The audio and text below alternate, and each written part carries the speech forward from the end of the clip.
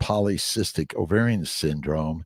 And she is I'm going to let her tell us a little bit about her degrees because I'll probably mess it all up. And Oh, so no. welcome, Johanna. Thank you so much for joining us today. Of course. Thank you for having me. I'm so excited to be here. And PCOS is something that's really special and important to me, which I'm sure we'll get into a little bit about that. But I'm a functional diagnostic nutritional practitioner. So basically, I'm a holistic health coach. I help women identify the root cause to their hormonal imbalances. Because so often we're told we have diagnosed with PCOS. It's a syndrome. It's a collection of symptoms. So instead of just treating those symptoms, we have to look a little bit further and kind of see what's going on underneath. Well, we're doing an hour of a live, so we're going to be taking some questions and really excited about talking about PCOS and overall health and wellness for really it's mostly a woman's disease, and maybe we'll dig deep a little bit in whether or not men might suffer from something similar, and all of this. Well, tell us a little bit about where you're from and what you're training from and how you got into this this area of nutrition. So I guess I'll go into like my health story because that's really how I got into nutrition. Please. And I think so many practitioners had their own experiences, and that's what brought them to it. So when I was in college, I was put on the birth control pill because I had really bad acne and period cramps. I was told that was normal, as most women are told that, as a young woman, you're going to experience cramps, you're going to experience the acne, and that's totally fine. And here's this pill, it's going to regulate your hormones. To me, I was a biology major. I was so on board with modern medicine. I was like, yes, this is what's going to figure everything out for me. I'll be fine. Until that pill made things worse, as we so often see. And so what happened was my cramps got worse, my acne got worse. I developed new symptoms, and I ended up becoming so sick. I like to share. I'm sure there's listeners experiencing PCOS, so this might be something very relatable. But my first cyst that I ever got, I went to the hospital because I thought it was appendicitis. I was so confused this is such a foreign feeling. I'm not on my period, so I don't know where this pain is coming from. And so I went to the hospital. They weren't able to figure it out, but much later on, I was diagnosed with PCOS. And so from there, I knew that there had to be some sort of change in my lifestyle because medication wasn't working. It made things worse. And that's really where I found functional nutrition. However, I made the mistake of going towards the anti-meat, anti-dairy route first. I was very close to vegan. And that's what made my symptoms far worse than the medication. So after a bit of diet, I finally figured out what really worked for me. Do you think, polycystic ovarian syndrome, which is a sort of a disease that it's women in their early reproductive years, which includes irregular cycles, no menstrual cycles, which includes also acne, facial hair, male pattern balding, infertility, to name a few things. It's growing, it seems to me, in this globe. So many women are suffering from it. I think a lot of women may be having something similar to it, but we're not able to exactly put the pin on PCOS because they may have regular cycles and they may not have the facial hairs, but they may have little male pattern balding and things like that, or they may just have irregular cycles or just not getting pregnant. Do you think it's important to sort of diagnose someone with PCOS in order to see them with a PCOS-like symptoms and treat them nutritionally? Not at all. I don't think you need a diagnosis to make a change in your life. First and foremost, I post that on my page quite often, that you don't need a diagnosis. Don't wait for the diagnosis to make those changes. I mean, in my life and where I was, I felt like that diagnosis was helpful in terms of educating myself further on what was going on. I like to use the term PCOS, PCOS, just because it gives people an idea of something to research, right? Like, this is something that I know is going on. I can look up these symptoms. However, it is just a collection of symptoms. And at the end of the day, we need to find out what causes those symptoms. So it does not really necessarily matter what you're presenting with. We want to know what's going on inside. And if there's something happening where you have painful periods, acne, fatigue, you're having weight gain and you're not really sure why this is happening, that's the balding, the hair growth on the face, any of those things, you don't need to be diagnosed with something to still go ahead and treat it with lifestyle. And so I call PCOS plant-caused ovarian sickness. And I'm even throwing PMS as plant manifested or mental sickness again, but it's plant caused and nothing wrong with your hormones per se. It's more inflammatory directed. Tell us a little bit about how you got into the meat-based, animal-based nutritional side of things. Yes, totally. So like I said, I had kind of went towards the vegan side. I actually couldn't pull myself to not eat meat because it felt so unnatural. And so when I finally came around to realizing that going dairy-free wasn't going to work for me, I was on Instagram kind of looking through, and I found like the carnivore side of things. And I never have gone carnivore. I am animal-based, and I believe that the animal-based diet is the correct diet for humans. I realized that maybe I should be drinking milk, and I went into more of the raw dairy primal side of things. But I realized I'm like, there are so many vitamins, minerals, nutrients that I need to make my body work. And those are only found in animal products. It's only found in steak, right? So that was kind of how it was really social media that brought me to it. But then from there, I did a lot of research. I was still in college when I was finding the animal-based thing. So it was very interesting going from my nutrition classes in college where they taught me that eating more plants is better and avoiding red meat, when I was doing my own research at home, realizing that, okay, eating red meat isn't going to raise my cholesterol to where I'm going to have a heart attack or, have clogged arteries. Like, I'm going to continue eating this. So it was really interesting. It kind of felt like resistance from like where I was in my studies versus what I was doing at home. Why do you think the nutrition classes are unwilling to open up to the possibility that meat makes masters and mush makes meek and weak? This is something I feel, I think a lot of it comes from just people they just aren't up to date with maybe modern research or, what we should be doing, right? I don't think a lot of it comes from ill intent, but I do think higher and further we get from like the one-on-one interactions and about who's funding what and making sure that, right, oh, well, this company is funding this, so we can't really say something that opposes what they believe. And I think it becomes much bigger than just us. But when we talk one-on-one with people, I really do think they have good intentions. It's just that they aren't aware of this yet. In any particular thing. So when a client comes to you, let's see, many of them are likely referred to a nutritionist because of whatever ill health they're having. Do you get most of your patients, your clients, from a referral, or is it self-referred because they find you? Yes, usually self-referred. A lot of my clients will refer their friends and family and so on and so on. I've had a few referrals from the doctors. However, usually those clients tend to have more of an idea of, well, I was hoping to kind of go on a medication and then you tell me what foods to eat with that. And it's more than that. It's much more, I tend to like to work with people who are getting ready to come off the pill and are willing and open to hear about all these terrible things that these birth control pills and things do to you. Well, I trained as an OBGYN, reproductive endocrinologist. In most of my practice, it was about you came in, you have irregular heavy periods, you might have a little bit of excessive hair growth, and the treatment was usually the birth control pill if you didn't want to get pregnant. If you want to get pregnant, I can help you and give you Clomid or letrozole to help you ovulate, or gonadotropins and go to IVF. And we put on drugs that it was focused on medication and drugs and never focused on nutrition.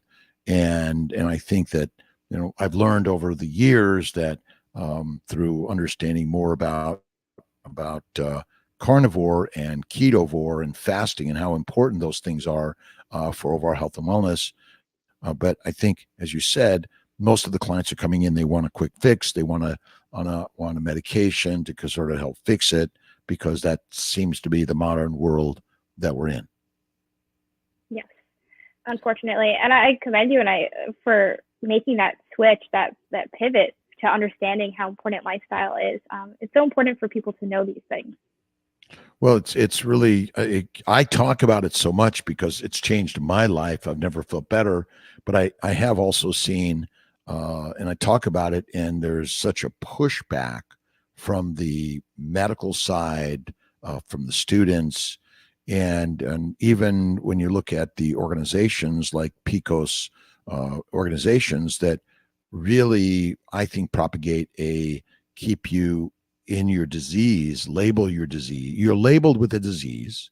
It's lifelong, and we're just going to manage it with either we'll get you a wig, we'll do some laser therapy of your excess hair, Mediterranean diet and is okay because it's not food based, unless it's meat, which may be the thing that people say, and that seems to be or you need a therapist because you're depressed and because it's just secondary to the side effects, but maybe the depression is equally secondary to the diet we've been consuming for thousands of years, and that's simply our problem. Yes, I 100% agree with that. That we love to be sick as a society. I think we really love to embrace and let our disease and our illnesses become our identities. And of course, it's something that it affected me for a very long time. It kept me down. But I couldn't wait to get rid of those symptoms. I don't want to have, of course, I'm very engaged with the PCOS community, but that's not what defines me. It's not what should define you either. We should find ways to treat inside versus just that outside. And would you agree that people can improve on keto, which does contain some plants? You mentioned animal-based, plant-based, and I'm imagining what that means. I eat mostly animal products or I eat mostly plant products. Carnivore, I eat minimally plant products or none, and herbivore or vegan means I eat same kind of thing, or vegetarian. How do you approach your clients in the world of PCOS counseling regarding nutrition when likely the majority of them aren't jumping right into carnivore? Yeah. So it's also important to keep in mind, of course, right, when we talk about PCOS, we have depression, anxiety, a lot of concerns surrounding, a lot of women also come in with a lot of issues surrounding food. And we want to be gentle and kind of make sure that we're keeping the person in mind too, right? Of course. However, I spend the beginning of my programs mainly as an educational program. So I spend time talking about the importance of eating meat, what nutrients we find in meat that we don't find anywhere else. And I think also it helps to see how other people do. So I will show them case studies. I'll show them resources on social media. Like, look at these women. They're eating primarily animal-based and they're doing well. And so we kind of take it slowly. I ask them some of their favorite foods, their favorite meats and things like that, right? You can enjoy a cheeseburger and have PCOS and be healing, right? And I like to incorporate that. Of course, there are certain fruits and vegetables that people really like to include in their diet, and I'll tell them to keep that, right? Because if it's something you enjoy eating, I don't think you should take it out, especially if it's an organic piece of fruit with your meat, right? Yes, that's an interesting part. But it is interesting that we have a disease we're searching for the drug dissection in order to help cure it, and we would never think about changing our diet because it's our culture, which is for all of us. I grew up Mediterranean diet, Italian background, and that seems to be the thing that we hold on to. I did have a little pizza last night, which is rare for me. I was at a gathering, and it was a little bit of a celebration. I from time to time is like, well, I had a piece about a month ago, and I haven't had a piece of pizza in like 2 or 3 years, and it's like, okay. And but mostly the topping, and I try to leave away the bread. But I think I'm pretty healthy overall, and I think it's the constant eating of these things that likely is our problem, not the time consumption. That's why I think it's reasonable if you're in the carnivore world or whatever world you're in, is to have some flexibility in life in all of this. And how open are clients to sort of beginning to tease into that nutritional cultural changes versus my culture? Mm-hmm. I think a lot of people are very I mean, at least my clients, a lot of them are very willing and open, excited. I also, I guess from my social media and what I put out, I'm not really too open. Like I make it very clear that I don't give vegan protocols. So I don't really see too many people who are coming in with the vegan mindset already. But people are really eager and excited. They'll give me a few questions like, okay, but doesn't red meat raise my cholesterol, or won't it do this to me, whatever. And once we go through things and talk through things logically, they realize that this is going to be okay. And I can enjoy my steak with dinner as many nights as I want. So I think a lot of women are way more open to it once you just do a little bit of talking instead of just looking at things at face value. So, give us any particular case scenarios that you can share with us, and how someone came to you with PCOS and in whatever time it was, found tremendous help on the nutritional side, where the medications and just weren't doing it. Yeah, I've had quite a few young women all on the birth control pill that have come off of it, and I was, definitely, they were very nervous because there's so many things that we hear when you come off a pill. Oh, I'm going to gain weight. I'm going to get acne. My periods are going to get worse. But it's very important to support your body through that. So I've had, I guess this one of my clients, she came to me in April. She was on the pill. She recently came off it. We came across the different animal-based lifestyle that she should be eating. We came up with a good plan that she felt really good eating. And after about, I want to say it was 3 to 4 months, she lost quite a few pounds. She wasn't as bloated. She had really bad acne. That was her main concern. And it actually went across her chest and her back. And that started to clear up majorly. She felt like she didn't need to wear makeup or really cover her skin as much. And also her period was absolutely gone. And it came back. And it came back cramp-free, which was not the case before she had lost her period. So she was very, very happy. And 4 months is a very short time to experience something like that. I'm wondering if ultimately PCOS is just a form of metabolic disease, which is really just pre-diabetes, if not some form of diabetes, because we have modern medicine has these criteria we use to measure whether or not you've got the disease or don't, and how do we work you into all of this, and wondering if we're just really treating diabetes and that's it, and if we recognize that we can treat diabetes with diet and it'll significantly improve and or go away completely. Would you say that's a true statement, and how would you approach that in the conversation with your clients? Mm-hmm. So I wouldn't necessarily group PCOS and diabetes could definitely be in a similar category. I wouldn't group them completely together because I've had clients that they come to me, we run labs and their blood sugar is okay. And it's not really a diabetic concern. It's more of estrogen dominance, which had come from another root cause, of course. And so I think we don't really need to pay attention as much to those symptoms. We have to pay attention to what's inside, right? And the same thing with diabetes. We look at the A1C, we look at their blood glucose.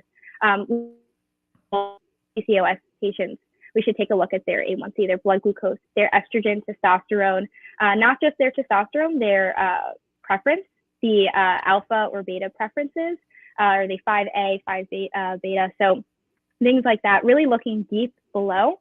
And then a really good look into their lifestyle. What are they doing? How much stress are they under? Because of course, stress can raise our blood glucose without even eating anything. So there's so many factors we have to really make sure we're going through, like diet, stress, sleep, all those things. Well, maybe you could talk a little bit about lifestyle and your counseling for your clients and how important that is. Yes. So first and foremost, of course, diet is the first thing we need to talk about. Without diet, all these other things, they won't really fall into place as easily.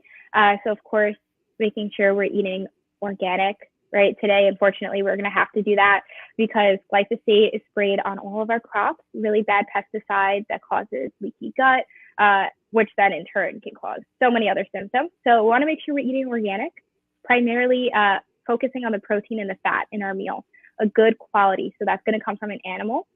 And then you can add in your carb.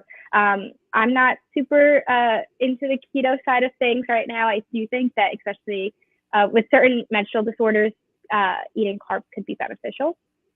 I know you're on the keto side of things, right? Well, I mean, keto, Keto is a state of metabolic, of basically a low glucose level, which the ketones show up, or fasting will get you there, or eating more fat will get you there. I think that, there's so many words in this business that, it's confusing for so many people, and what do they mean? And scientists, something I call it snake oil, where it's scary. We just don't know what to make of most of it. Some people eat one thing and they live a long time, and other people we thought were healthy don't live a long time. But I think the keto concept is really good, because it means you're in a low sugar environment. That means blood sugars are lower. And ultimately, people don't die of low blood sugar unless they're taking a drug. And so never try to bring up your sugar. You don't need to. It'll do it on its own. It'll be fine. But that's it. I imagine, again, you're in the nutritional side. You're talking about diet all the time, and getting people to change their habits are just so difficult. Yeah, that is. I've had so many people like, this is, I don't know if I can do this. I don't know if I can make these changes. So it's all about the smaller steps and focusing on the quality of your food. I think that is one of the main things. I'm not a huge fan of diets, like just a title, because I feel like you can find a way to make any diet unhealthy. Even carnivore, you can find a way to make it unhealthy. You can find a way to make keto unhealthy, right? There's like the dirty keto, vegan and vegetarianism. You can find a way to make it unhealthy, right? So not that I think there's really a healthy vegan diet, but eating anything could be unhealthy, because ultimately you're eating another organism that may contain either an antigen, or they may harbor bugs, or other toxins that we just don't even know about. But you got to take the risk in order to be alive.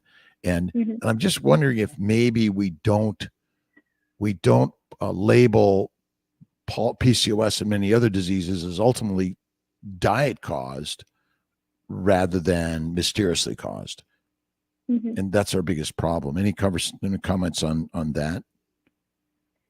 Yeah, I think we have to consider all disease to be, I actually a firm believer that stress is the cause of all disease. And we have tons of different sorts of stress. We have chemical, physical, emotional, and it's something that we need to address. Of course, emotional stress is the one that we think of.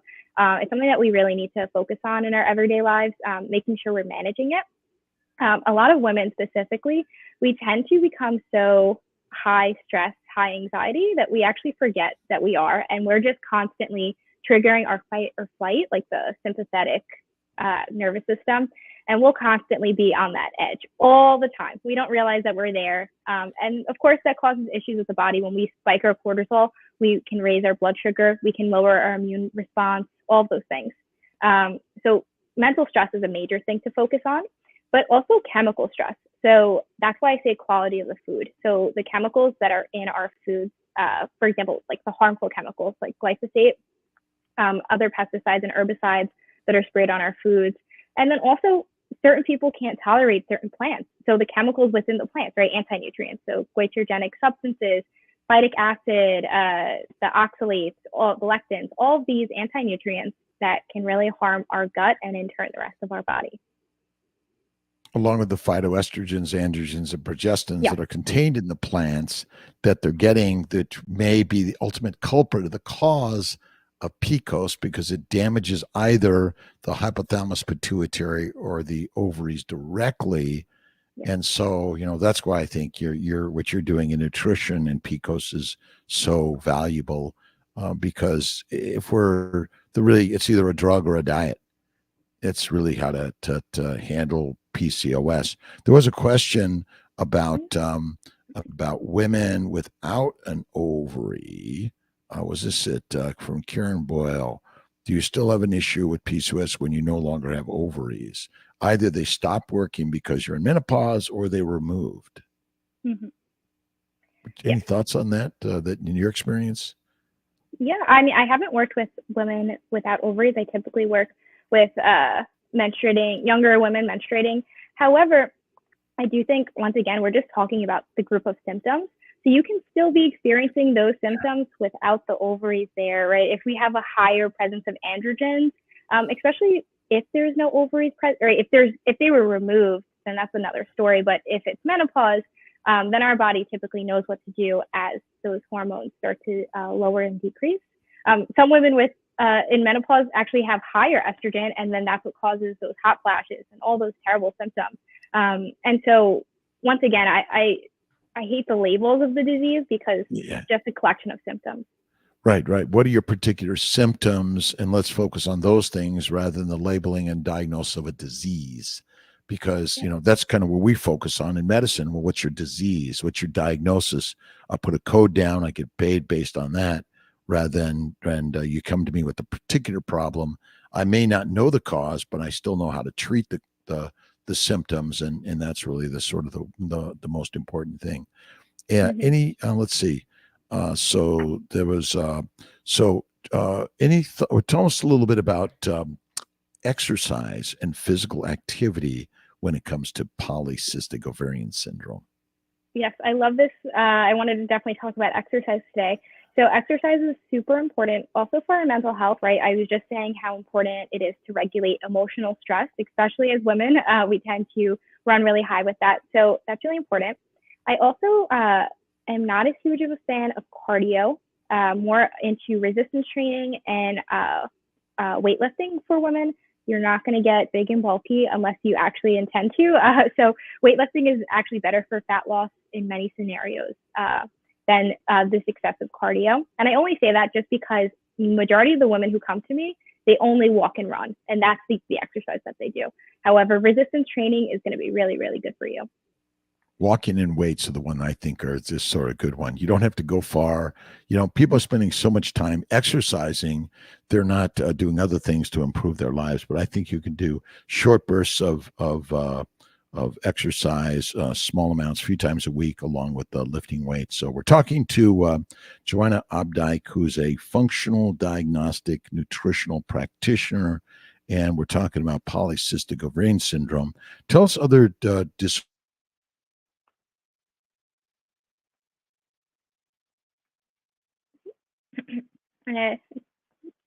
that you work.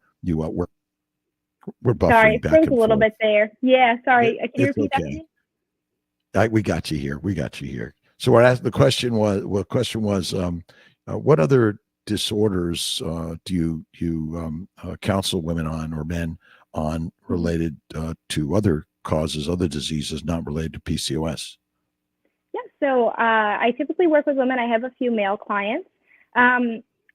Once again, I hate the title of like the disease, but usually I also like other hormonal related, so endometriosis, or some women who are just undiagnosed and they have no idea what's going on. So the weight gain, the fatigue, the hair loss, acne, period cramps, absence of the period, infertility, the list goes on. Basically all of those hormone related symptoms. And I only say hormone related just so people have like a way to define them, because I think they're related to the whole body, of course, and of course related to our lifestyles. And then also I have a few people who are just really interested in getting healthy and making sure that they're taking care of their body and getting the education. And so where do you focus on between animal-based and carnivore? And are you finding any times when you think people really just need to cold turkey go to meat, salt, and water? I don't think that there's a necessity for that. I believe that women can have their meat, have a few fruits and vegetables and enjoy it. It's more of cutting out like the process and making sure the quality of the food is there. I think I've definitely had a few that I've limited fruits and vegetables. Not as much fruits, more veggies than the fruits, but for the most part, I keep them with a basis of eating animals and then surround it with the fruits and veggies. I did have one male client that I had almost basically full carnivore with the exception of like honey and a few things like that. But they were just one male. And I just felt like that would be necessary for him to reach the goals in the time that he wanted to. He wanted to lose weight pretty quickly. So I was like, I think this is just going to be the best thing for you to do that as quickly as possible. Do you think we need honey or fruits? I do. I do believe that we need these fruits, certain. I don't think we need all vegetables. Fruits are going to be lower in the anti-nutrients. They also do, right, that's the source of carbs for many of us. Honey is a good source of carbs as well. And for women who aren't menstruating and they're hoping to get their menstrual cycle back, I do believe that carbs can be beneficial. Once again, going back to the stress thing, we want to lighten the load of stress as much as we can on the body. And eliminating fruits can actually sometimes create more of that mental stress. So I'd rather have them eat those fruits, especially if they're not intolerant to them, right? If there's no food sensitivity, if there's no allergy, then I think they should be able to have it. Yeah, I think the fruit and honey sort of it satisfies or feel good, and it's an unnecessary food, but it's a feel good thing more than anything. That's where I think we are sort of we trip over. We need it, but we like it. Well, we don't need it, but we do like it, and it makes us feel good. And I think that's where maybe the stress part of it you're talking about probably falls into it more than anything, because imagine 50,000 years ago, the stress level was a little higher than we live today. We live in a concrete jungle, but we don't have the bears and the saber-toothed tigers and, the warring tribe in general for most of us around the globe. So I think we live in a mighty, amazing world today, but it still does have, because meaning that people live the stress, maybe not recognizing how good we really have it and how less stress there is. But our brain is used to stress. So I imagine, and we like eating food, but it mostly feel good. Because I imagine you see and talk to a lot of women who do a lot of food, so for just feel good. Yes. And it's about also keeping a good relationship with food, to the point where I have a lot of clients that they're more so restrictive that it causes more issues, because they believe that certain restrictions would be better for them. And it's a lifetime thing, right? If we're in this for the long game, health is a long game. You might start clearing up those symptoms from the PCOS related, but later on in your life, who knows what symptoms might arise from whatever is going on in your life.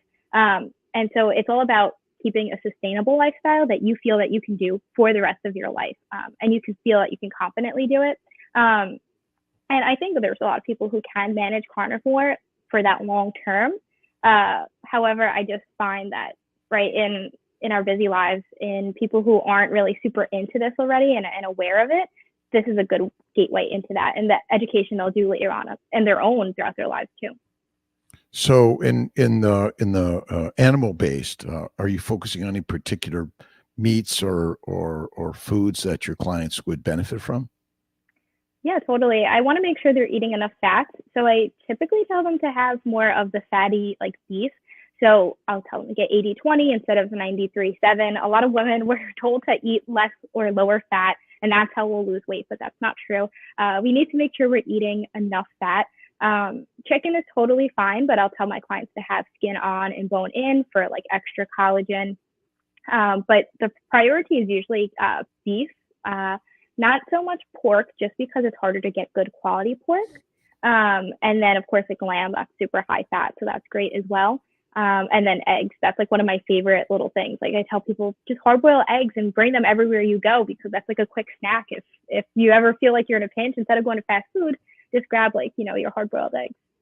I did my one meal today already. I had 3 eggs, pasture raised. I had a cup of cream, about a quarter cup, almost half a cup of Parmesan cheese, and some pork belly and ribeye. Sauteed that first, put in the eggs, mixed it all together with the cream and the cheese. I made it was sort of a frittata without any vegetables, which is, I think, so again, my sense is that when things aren't getting better, it's still you're consuming a plant that contains the phytoestrogens, androgens, progestins, or the other chemicals and antigens that are causing the damage that we just don't see. It's so hard to see that, and that's going to be it. But if you're eating fat, then you're reducing a lot of inflammation in the gut. You're reducing the leaky gut, and you're helping a lot. Any conversation about fasting? Where do you sit on fasting? Yeah. So I'm a big fan of intermittent fasting. However, I don't always introduce it right away, because if a client isn't eating the right way yet, I don't know if it's super beneficial, right? If they're still leaning towards their older habits of, a lot of women won't have a full breakfast. They'll just have like their cup of coffee and that's it. Like they're good. They're starving themselves until lunch or dinner. And so if you're not eating enough protein and fats for that meal, right? For example, you had like a great mixture of your eggs, your steak, your cheeses. If they're not doing that already, they need to make sure they're doing that before we go into it.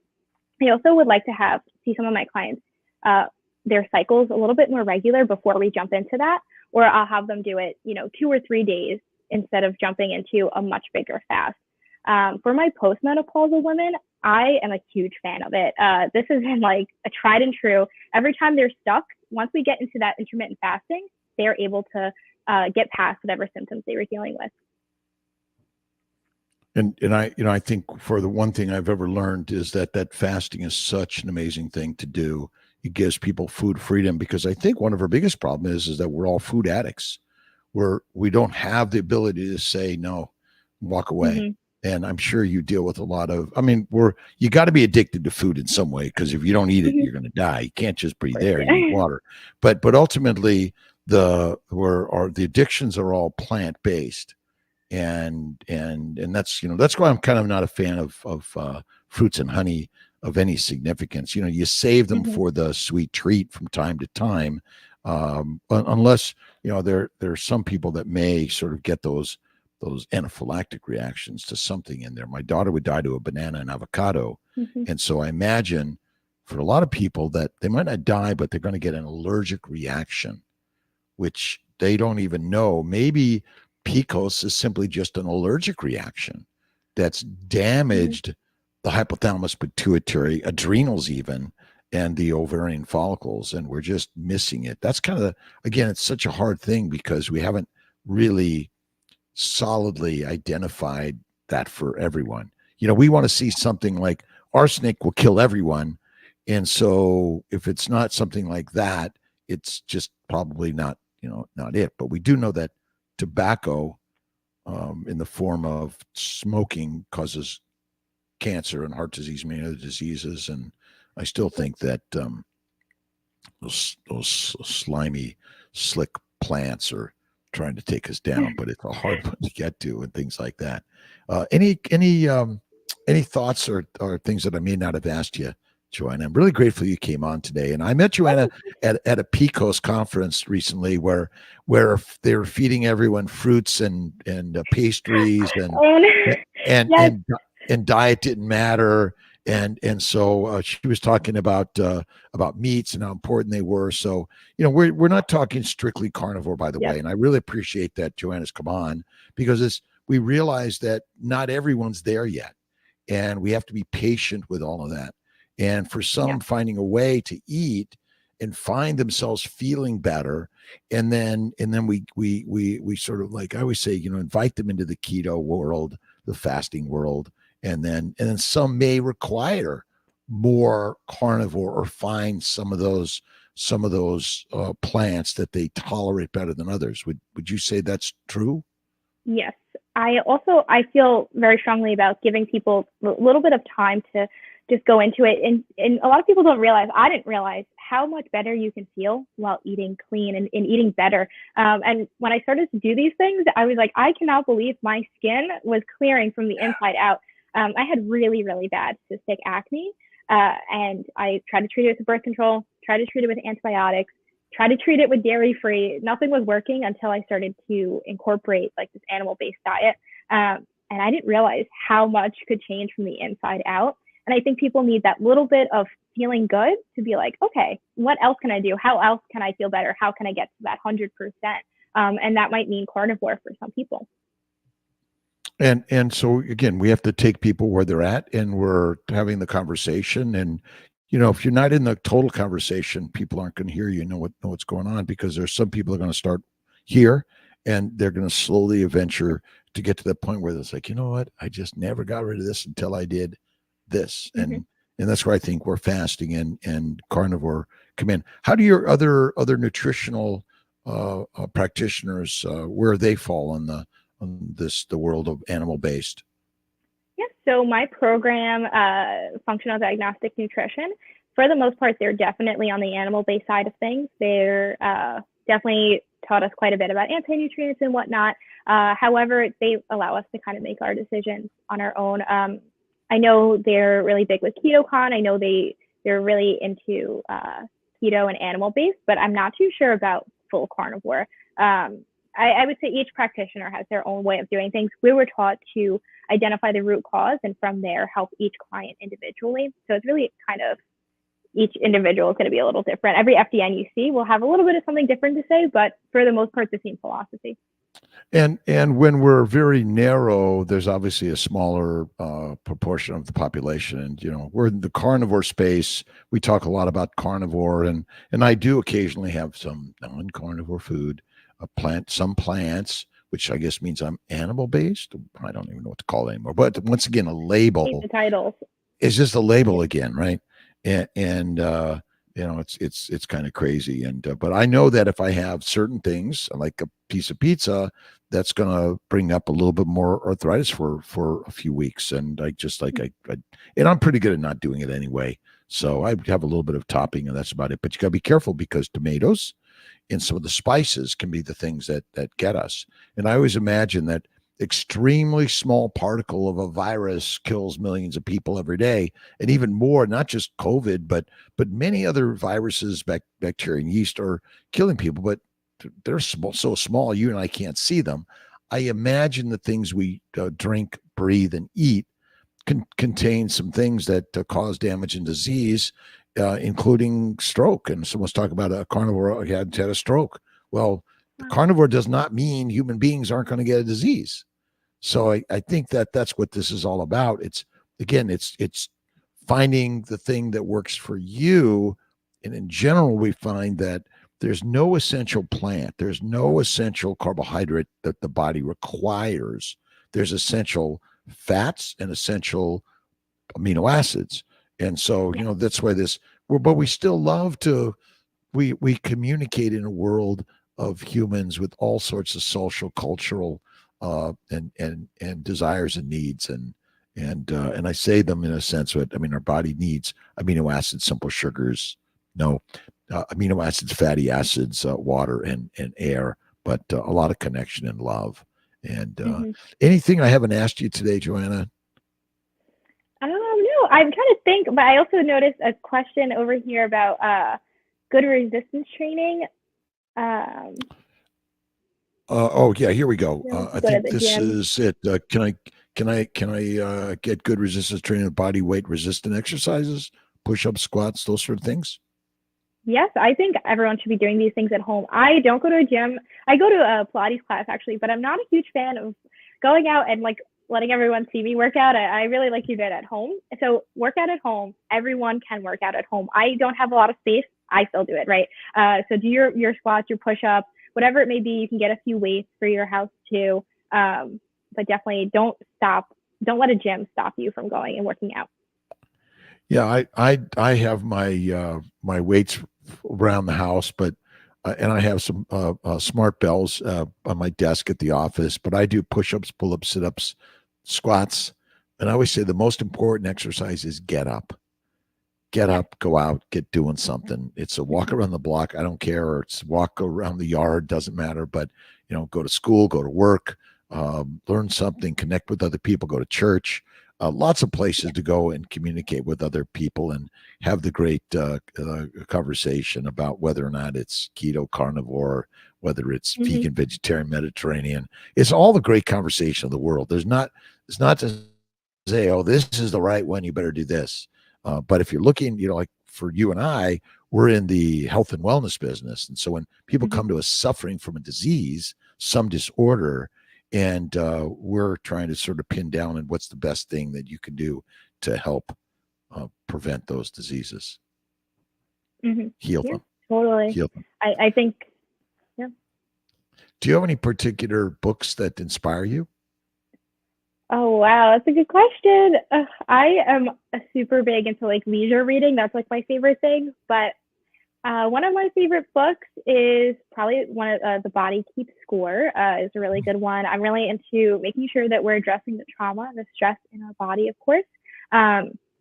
And I think what you said before too, like getting out and connecting with people is so important. You can eat these diets, you can exercise, but without like other human connection and stress management in ways like that, and getting outside and letting the sun hit your face and your feet hit the grass, without that, you know, you're not really living. You need to be living as a human, right? The real human experience. So.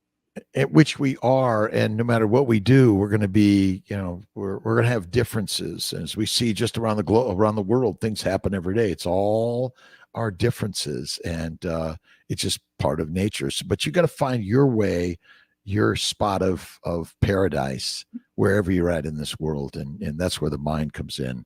That's why I love meditation, prayer. Marcus Aurelius is really great, and I love The Alchemist, one of my favorite books. If you haven't read it, I think it's really good. And I think Scuba, I always like people's comments are really good. Yeah. Let's see, I do some hanging stretchings. You know, we used to go out to the playground, right? Every day, you know, you go for recess. Hopefully we'd always wanted to make it more frequently, right?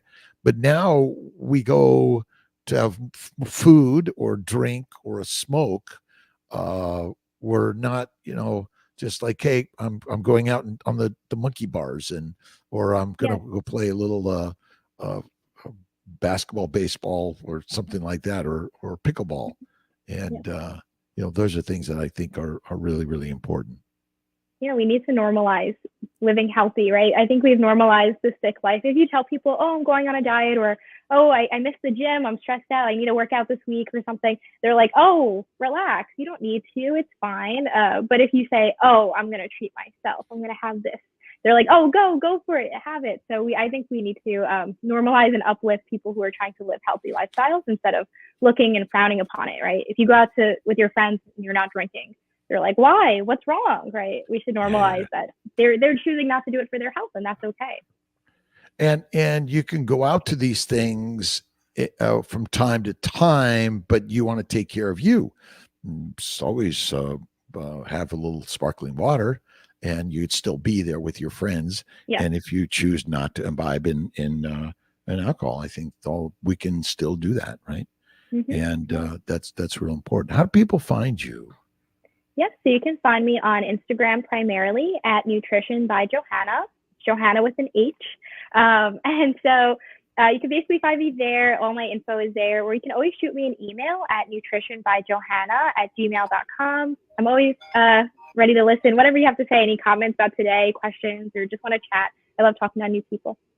Well, I want to be say just grateful to you for being here today and talking about PCOS, polycystic ovarian syndrome, animal-based. Adding fatty meat really helps, but really healing your lives in many other ways besides nutrition. So thank you very much, and we look forward to talking again soon. And thanks for everyone for joining us today. And don't forget to check out drkiltz.com and 5 a.m. Every morning on YouTube, Facebook, Instagram, in the Mighty Tribe, and we'll be sharing another mighty day. So God bless everyone. Thanks for joining. Thanks, Johanna. Thank you so much.